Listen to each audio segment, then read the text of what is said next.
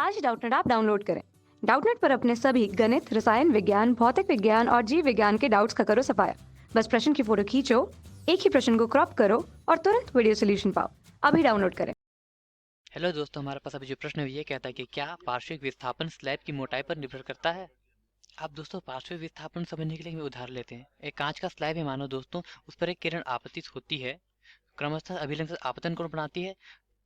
पुनः कांच में वो चलते हुए दूसरे बिंदु पर, कांच के दूसरे सतह पर वो निकल जाती है, जिसमें जो जो कोण बनता है वो निर्गत कोण है। अब दोस्तों इस स्थिति में आपतन कोण हमेशा निर्गत कोण के बराबर होता है अगर माध्यम दोनों तरफ एक ही हो। अगर अर्थात दोस्तों पहले माध्यम से दूसरे माध्यम प्रवेश करने के बाद अगर वो पुनः पहले माध्यम में अगर वो प्रकाश किरण जाए तो आपतन कोण तथा निर्गत कोण हमेशा आपस में बराबर होते हैं। अब दोस्तों इस स्थिति में अगर आपतन कोण को आगे अगर मैं खींचता हूँ, ये वाली जो लाइन है ये आपतन कोण की दिशा में है। अब दोस्तों इसको अगर आगे खींचने पर हमें क्या प्राप्त होगा, एक रेखा जो निर्गत कोण के समानांतर होगी। अब दोस्तों इन दोनों किरणों के बीच जो दूरी होती है माना वो x है, इसे कहते हैं दोस्तों पार्श्विक विस्थापन। अब दोस्तों आपतित किरण तथा निर्गत किरण की दिशा में जो अंतर होता है उसी को पार्श्विक पार्श्विक अंतर जो होता है उसे पार्श्विक विस्थापन कहते हैं, उस आपतित किरण का। अब दोस्तों हमें क्या पूछा है कि स्लैब की मोटाई पर ही निर्भर करता है कि नहीं। अब दोस्तों माना कि इसकी मोटाई है L, अब इसे बढ़ाकर कुछ और कर देता हूं मैं। अब दोस्तों हमने क्या किया, इसकी कांच की जो मोटाई हमने बढ़ा दी। अब दोस्तों जो किरण है उसको यहाँ तक का सफर तय करना पड़ेगा। अब क्योंकि आपतन कोण तथा निर्गत कोण बराबर हैं तो ये भी इस पहले वाले निर्गत कोण के समानांतर होगी तथा आपतित कोण के भी समानांतर होगी दोस्तों।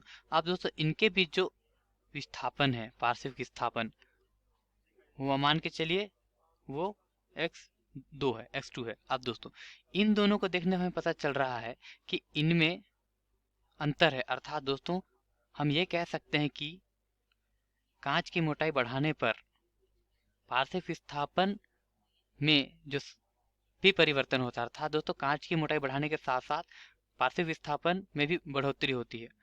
ये कह सकते हैं दोस्तों कि पार्श्विक विस्थापन तथा कांच की मोटाई आपस में निर्भर करते हैं तथा जो पार्श्विक विस्थापन होता है वो कांच की मोटाई के अनुक्रमानुपाती होता है। इस प्रश्न को तो फिर समझते हैं दोस्तों, कांच की मोटाई बढ़ाने के साथ साथ जो पार्श्विक विस्थापन है इन आपतित तथा निर्गत किरणों के दिशा के बीच, वह मोटाई के बढ़ने के साथ साथ बढ़ता है। धन्यवाद।